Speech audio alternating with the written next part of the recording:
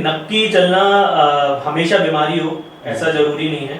बहुत सारे लोगों को लगता है कि जो ब्लड है नाक से आ रहा है वो ब्रेन के थ्रू आ रहा है, पहले तो ऐसा नहीं होता है। नाक के अंदर अपना ही एक वायरिंग सिस्टम है, पाइपलाइंस हैं जो खुली पड़ी होती है, जो मौसम पे भी रिस्पॉन्ड करती हैं, इन्फेक्शन पे भी रिस्पॉन्ड करती हैं, तो वो खुलती बंद होती रहती है। कभी कोई चोट लगी, बच्चे ने नाक में उंगली करी, वो खुल जाती हैं। कभी कोई भूसा लग गया, खुल जाती हैं। इन्फेक्शन है साइनस का तो भी वो खुल जाती हैं। और ओल्ड एज में अगर हम जाएं तो हाई ब्लड प्रेशर वगैरह की वजह से भी वो खुल जाती है। बहुत सारे माँ बाप को ऐसा लगता है कि बच्चा जो पैदा हुआ है उसके आसपास ताली बजा ली, बर्तन गिरा दिए और वो सोचते हैं कि ये सुन रहा है, लेकिन एक्चुअली में जो उसके हियरिंग टेस्ट होता है शुरू के 3 महीने से पहले क्या हो जाना चाहिए। जो गाइडलाइन कहती हैं, अगर 3 महीने से पहले छोटे बच्चे 3 महीने से पहले अगर आपने पकड़ लिया कि उसको सुनाई में दिक्कत है तो आप उसको इतना ट्रीट अच्छा कर सकते हैं कि he will be as equal to normal.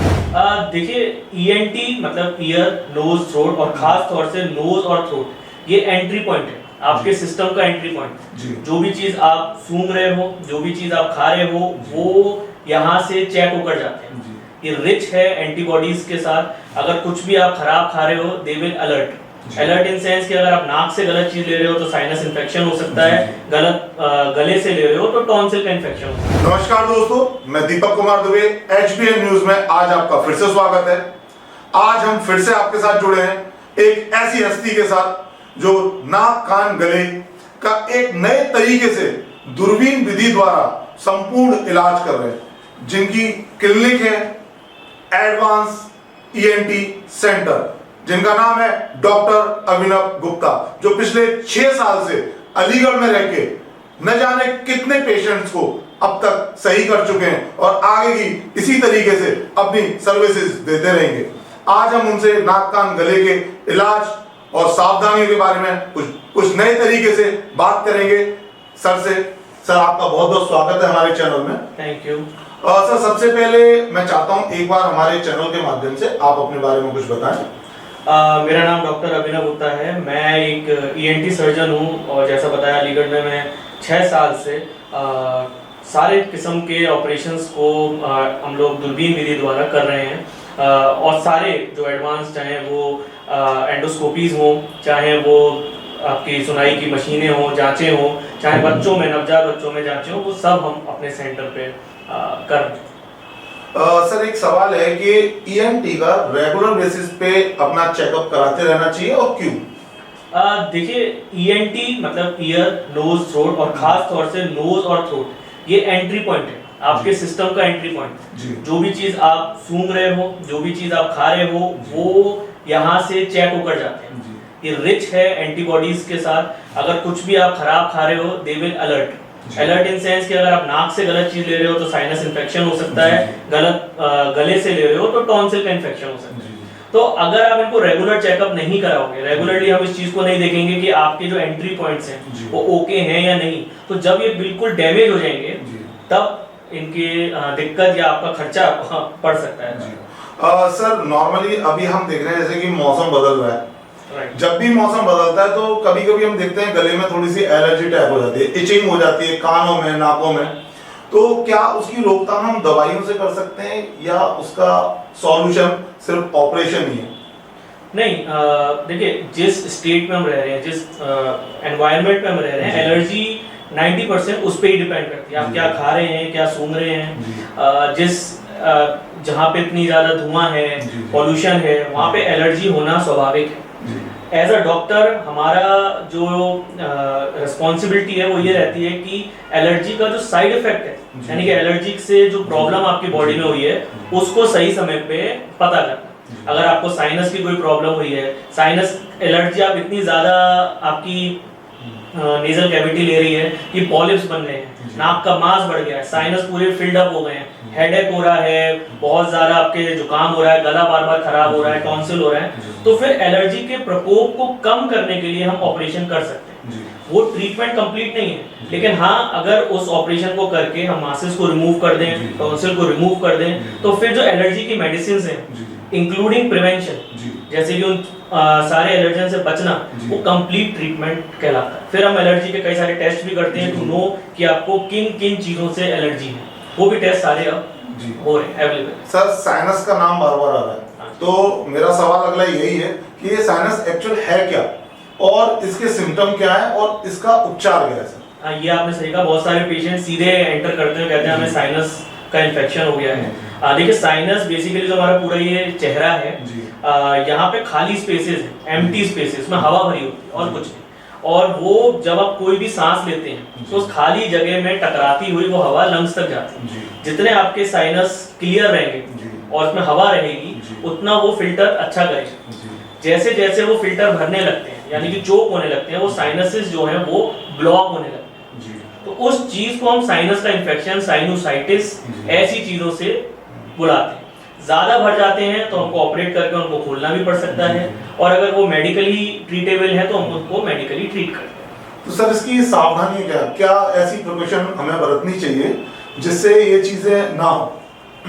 मैं तो यही कहूंगा कि अगर आपको छोटे भी सिम्टम्स हैं तो बार बार जैसे छींक आ रही है, नाक बंद रहती है, हेडेक, बहुत बार हेडेक भी साइनस से लिंक होता है, नींद ढंग से नहीं आ रही है, क्योंकि आप अगर नाक बंद रहेगी तो नींद ढंग से नहीं आएगी, तो आप एक चेकअप कराएं।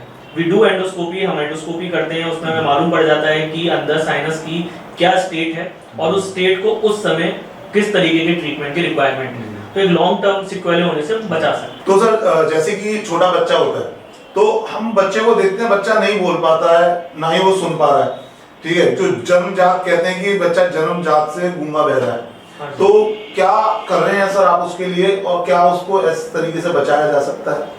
ये आपने बहुत अच्छी चीज पूछी है, बिकॉज कि बहुत सारे माँ बाप को ऐसा लगता है कि बच्चा जो पैदा हुआ है उसके आसपास ताली बजा ली, बर्तन गिरा दिए और वो सोचते हैं कि ये सुन रहा है, लेकिन एक्चुअली में जो उसके हियरिंग टेस्ट होता है शुरू के 3 महीने से पहले क्या हो जाना चाहिए। जो गाइडलाइन कहती हैं अगर 3 महीने से पहले छोटे बच्चे 3 महीने से पहले अगर आपने पकड़ लिया कि उसको सुनाई में दिक्कत है तो आप उसको इतना ट्रीट अच्छा कर सकते हैं कि he will be as equal to normal. लेकिन हमारी कंट्री में जो कॉक्लियर इम्प्लांट एक ऑपरेशन होता है वो 3 साल तक की उम्र पे हो रहा है, जो ऑपरेशन 1 से 1.5 साल तक हो जाना चाहिए, और गवर्नमेंट के थ्रू भी इतनी स्कीम्स चल रही हैं कि 5-5 लाख 6-6 लाख तक का ऑपरेशन फ्री में हो रहा है, लेकिन लोगों को पता ही नहीं। आपके माध्यम से पता चले तो अच्छी बात सर, वही चाहते हैं। और सबसे अच्छी बात क्या है कि उसकी जांचें मुमकिन है, हमारे शहर में भी मुमकिन है, जिसको हम ABR बेरा कहते हैं, OE कहते हैं, जो आइडियली हर बच्चे की होनी चाहिए। नीचे आप जाओगे फॉरेन कंट्रीज में जाओगे वहाँ पे यूनिवर्सल स्क्रीनिंग प्रोग्राम, हर बच्चा जो हॉस्पिटल में पैदा होता है उसकी ये जांच होती है। लेकिन एटलीस्ट मैं अपने शहर के लोगों से आपके माध्यम से ये कहूँगा कि एटलीस्ट वो उनकी तो कराएं जो ICU में या थोड़ा सा प्री टर्म पैदा हुए हैं, उनकी एटलीस्ट वो जांचें एज सून एज पॉसिबल कराएं, सो दैट हम उनको पकड़, और वो जांचें अब अवेलेबल हैं। सर एक यहीं पे सुनने से रिलेटेड ये क्वेश्चन है कि नॉर्मली बच्चे की छोटे बचपन में या थोड़े बड़े में किसी की झगड़ा हो गया या कोई बहुत तेज साउंड हुआ या बच्चा गिर गया कान के बल, तो क्या होता है कि कान का पर्दा फट जाता है, तो उस सिचुएशन में क्या वो मशीन लगाना ही कंपलसरी है या उसका कोई ट्रीटमेंट है? कान से रिलेटेड ये कि कान के बारे में मैं आपको पूरा एक ही बार में एक चीज बता देता हूँ, सो दैट कि कान से रिलेटेड सारी क्वेरीज सॉल्व हो। सबसे पहली चीज तो कान एक आइसोलेटेड ऑर्गन है, उसको उंगली करने की कोई जरूरत नहीं। कान अपने आप हील करता है, कान अपने आप ही साफ होता है। बहुत सारे लोगों को गलतफहमी है कि हम अपने ईयर को क्लीन करते रहेंगे तो वो बेटर क्लीन हो जाएगा, जबकि सबसे ज्यादा प्रॉब्लम उन्हीं लोगों में मैंने देखी है अपनी प्रैक्टिस में जो ज्यादा अपने कान को क्लीन करते हैं। होता क्या है कि कान के अंदर एक वैक्स बनता है, नेचुरली उसको ग्रीस करता है, मतलब ऑयलिंग करता है, और धीरे धीरे करके वो बाहर आता है। जब हम मुंह खोलते हैं, मुंह चलाते हैं, तो उस मैकेनिज्म से वो वैक्स बाहर आएगा। बहुत सारे लोग उस वैक्स को क्लीन करने के चक्कर में उसको पुश कर देते हैं अंदर, और उस वजह से ट्रॉमा हो जाता है। चोट लगने के बाद वो और ज्यादा उसमें तेल, कोई कहीं से भी ड्रॉप लेके उसमें इन्फेक्शन के रेट बढ़ा देते हैं। तो ईयर की हीलिंग पावर बहुत स्ट्रांग होती है। इन शॉर्ट, ईयर में कोई भी चीज हो, जैसे आपने बोला ट्रॉमा, बच्चे को थप्पड़ लग गया, किसी ने घूसा मार दिया, या वो अपने कान की सफाई कर रहा है तो कान का पर्दा फट गया, तो ही शुड वेट अपना एक प्रॉपर चेकअप करा के, और अगर डॉक्टर ने कह दिया है कि ईयर ड्राई यानी कि सूखा है, तो he should wait for 1.5 months, और 90% चांसेस होते हैं कि वो अपने आप हील करता है, अगर आप उसमें कोई भी उंगली ना करें तो। और वो ट्रॉमा पे भी डिपेंड करता है कि कितना तेज इम्पैक्ट था। अगर इम्पैक्ट ज्यादा होता है तो कई बार नर्व डैमेज हो जाता है और उस it will take time, but वो हील अक्सर 80-90% कर जाता है। सर एक सवाल आता है कि नॉर्मली बच्चों को देखते हैं, बच्चों में ज्यादातर होता है कि बचपन से उनकी नक्की चलना स्टार्ट हो जाती है, काफी तरह की दवाइयां खाते हैं, काफी ट्रीटमेंट कराते हैं, पर उससे सॉल्यूशन नहीं हो पाता। तो उसकी रोकथाम क्या है सर? देखिए, नक्की चलना हमेशा बीमारी हो ऐसा जरूरी नहीं है। बहुत सारे लोगों को लगता है कि जो ब्लड है नाक से आ रहा है वो ब्रेन के थ्रू आ रहा है, पहले तो ऐसा नहीं होता है। नाक के अंदर अपना ही एक वायरिंग सिस्टम है, पाइपलाइंस हैं जो खुली पड़ी होती है, जो मौसम पे भी रिस्पॉन्ड करती हैं, इन्फेक्शन पे भी रिस्पॉन्ड करती हैं, तो वो खुलती बंद होती रहती है। कभी कोई चोट लगी, बच्चे ने नाक में उंगली करी, वो खुल जाती हैं। कभी कोई भूसा लग गया, खुल जाती हैं। इन्फेक्शन है साइनस का तो भी वो खुल जाती हैं। और ओल्ड एज में अगर हम जाएं तो हाई ब्लड प्रेशर वगैरह की वजह से भी वो खुल जाती है। 90% केसेस में, और ये बहुत बड़ी अमाउंट है, 90% केसेस में अगर आप अपनी नाक को थोड़ी देर पिंच करके रखेंगे, थोड़ा सा लेटना नहीं है, बैठ के रखेंगे, तो कई सारे मैन्यूवर्स हैं जो आप यूजुअली एक ईएनटी डॉक्टर आपको अच्छे से बता भी देंगे। उन्हें अगर आप फॉलो करेंगे 90% केसेस में आपका खर्चा भी बचेगा और आपका इलाज भी ठीक हो जाएगा। बहुत रेयर केसेस में हम लोग नेजल पैकिंग या ऐसी भी चीज़ों का इस्तेमाल करते हैं और हम उस नस को भी बंद करते हैं, बट वो बहुत कम लोगों में ज़रूरत पड़ता है। इसीलिए 90% लोगों को सबसे पहले उस पर पैनिक नहीं करना है, नाक को अच्छे से पकड़ना है, टाइम देना है अपने आप को, सो दैट कि वो डॉक्टर के पास पहुंच। सर, गले से रिलेटेड एक क्वेश्चन पूछना चाहता हूँ कि नॉर्मली देखा है कभी कभी कि गले के अंदर ना काफी तरह की गांठें हो जाती हैं, तो क्या हमेशा वो गांठें ट्यूबरकुलोसिस से होती है या कैंसर का ही होता है या मांस का कुछ टुकड़ा जम जाता है? क्या एक्चुअल में होती क्यों है?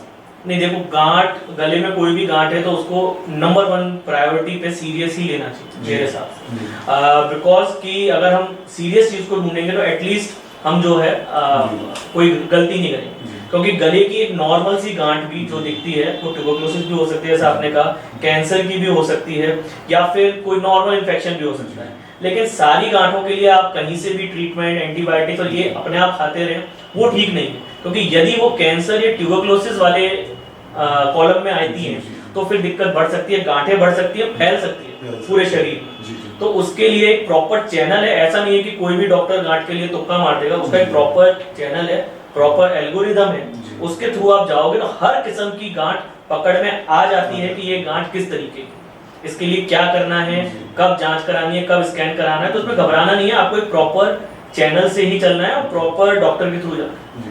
अच्छा सर, गले के कैंसर के क्या सिम्टम होते हैं और उसका ट्रीटमेंट क्या है? गले का कैंसर आमतौर पे गले के कैंसर के बहुत वेग सिम्टम्स से लेके गंभीर सिम्टम्स भी हो सकते हैं। वेग मतलब कि ऐसे करके खिचखिच होना, है ना, आवाज का थोड़ा सा बदलाव हो जाना, बार बार कफ आना, ऐसे छोटे सिम्टम्स भी हो सकते हैं। और गले से खून आ जाना, सांस लेने में दिक्कत होना, बिल्कुल कोई स्वेलिंग बाहर निकल के आ जाना, ये भी हो सकता है। तो बहुत बड़ा स्पेक्ट्रम है और उसको रूल आउट करने के लिए बहुत बार एंडोस्कोपी यानी दूरबीन की जांच भी करते हैं, स्कैन्स भी करते हैं। तो मैं वही कहूंगा कि छोटे सिम्टम्स हैं, लेकिन अगर वो परसिस्ट कर रहे हैं, चाहे वो छोटा सा कफ ही क्यों ना हो और वो 15-20 दिन से ज्यादा या महीने भर से ज्यादा परसिस्ट कर रहा है, तो फिर उसमें एक चेकअप बनता है। सर, नॉर्मली मैं उन लोगों को देखता हूँ जिनका बोलने का काम सबसे ज्यादा होता है, चाहे वो मीडिया से रिलेटेड हो, चाहे वो वॉइस ओवर आर्टिस्ट हो, तो उनके गले में अक्सर करना थोड़ा कफ की प्रॉब्लम हो जाती है और आवाज में भी भारीपन आ जाता है या बदलाव आ जाता है। तो उसको किस तरीके से वो मैनेज कर सकते हैं या उसको वो किस तरीके से ट्रीट कर सकते हैं? देखिए, उस चीज को हम लोग फोनोट्रॉमा बोलते हैं, मतलब बोलने वाले तार होते हैं हमारे दो अंदर, उस पे चोट लगना। ठीक है, बहुत बार जो म्यूजिशियंस होते हैं और जो प्रोफेशनल सिंगर्स होते हैं वो लोग रियाज करते हैं। जो वो रियाज करते हैं उसका पर्पस यही है कि जब वो प्रोलॉन्ग्ड बोले तो फिर उनके जो बोलने वाले तार हैं उन पे सारा जोर ना पड़ा। अगर जैसे आप मीडिया में हो गए या जो भी लोग ज्यादा बोल रहे हैं बिना रियाज के और ज्यादा जोर वो तारों पे लगाएंगे तो उस पे चोट तो लगेगी, और जब चोट लगेगी तो वहाँ पे सूजन आ सकती है। वहाँ पे कफ जो है उस सूजन को हील करने के लिए कफ बॉडी बनाती है, तो वो कफ बार बार ऐसे इचिंग प्रॉब्लम देता है, उसका कोई ट्रीटमेंट नहीं। उसका सिर्फ एक ट्रीटमेंट है कि आप जो है उस प्रोफेशन से दूर हो और रियाज करें। जब भी आप बोलने जाएं तो अपने गले को पहले प्रिपेयर करें। हर अब आप सीधे क्रिकेट खेलने चले जाओगे या कोई गेम खेलने चले जाओगे मांसपेशियों में दर्द होगा, लेकिन आप लगातार जिम कर रहे हो, एक्सरसाइज करो, फिर खेलने जाओगे तो नहीं होगा। तो उसका यही है, रियाज की कुछ एक्सरसाइज होती है गले की, आप वो करें। अगर आपका प्रोफेशन ऐसा है जहाँ ज्यादा बोलना है तो पूरी मांसपेशियों को, बोलने वाले तारों से ऊपर और नीचे, उन्हें मजबूत बनाए ताकि सारा जोर उन तारों पे ना पड़े, तो फिर ये दिक्कत होनी कम हो जाएंगे, बंद भी होगी। सर, जैसे कि आप देखते होंगे छोटे बच्चे होते हैं, खास करके उनके टॉन्सिल की प्रॉब्लम बहुत जल्दी होती है, और बहुत ज्यादा पेन हो जाता है, सूजन भी आ जाती है, तो उस कंडीशन में क्या करना चाहिए? देखिए बच्चों में तो सीधी सी बात है कि क्योंकि एलर्जी फैक्टर ज़्यादा होता है, छोटे बच्चों में इन्फेक्शन फैक्टर ज़्यादा होता है, तो उसमें टॉन्सिल्स का अमूमन अब जो ऑपरेशन फर्स्ट चॉइस नहीं है। पहले हम उनको एलर्जी प्रोफाइल ही कराते हैं, लेकिन हाँ अगर सिम्टम्स ज़्यादा हैं, और सिम्टम जो मैं अलार्मिंग सिम्टम्स हैं वो ये है कि रिकरेंट इन्फेक्शन, मतलब बार बार उनको इन्फेक्शन हो रहा है, हर 1.5-2 महीने में इन्फेक्शन हो रहा है, मुंह खोल के वो सांस ले रहे हैं, एपनिक एपिसोड्स हो रहे हैं, मतलब सोते सोते रात में उठ जाते हैं, तो वो अलार्मिंग सिम्टम्स हैं। अगर वो मेडिसिन पे हैं तो फिर वो ऑपरेशन उसका करवा, क्योंकि वो फिर उस चीज़ में नहीं बनता। सर एक यहीं पे आपने बोला कि मुंह खोल के रोते हैं, इस पे एक सवाल होता है कि कभी कभी हम बच्चों को देखते हैं, बच्चे ना जल्दी जल्दी बीमार भी पड़ते हैं और रात को मुंह खोल के सोते हैं, मुंह से लार निकलती है उनके, और उनके जो लिप्स हैं वो काफी ज्यादा सूख जाते हैं, तो ऐसा क्यों होता है और उसका सॉल्यूशन क्या है सर? ठीक है, वही जैसे बताया, जैसे टॉन्सिल्स होते हैं हमारे गले में, ऐसे ही टॉन्सिल की फैमिली का, परिवार का एक और सदस्य होता है एडिनोइड्स, वो अमूमन नाक के पीछे होता है, तो वो जब रात में हम सोते हैं तो वो उसको बंद कर देते हैं, ऑब्स्ट्रक्ट कर देते हैं, जिसकी वजह से सांस नाक से नहीं जा पाती है और मुंह से वो बच्चा फिर सांस लेता है। मुंह से जो सांस होती है वो प्योर फॉर्म नहीं होती, क्योंकि नाक से जो सांस लेते हैं वो मॉइस्चर होता है, उसमें ह्यूमिडिटी होती है, तो गीली होती है, तो वो मुंह से जो लेते हैं वो सूखी होती है, ड्राई एयर होती है, इसलिए मुंह से सूखापन भी होगा।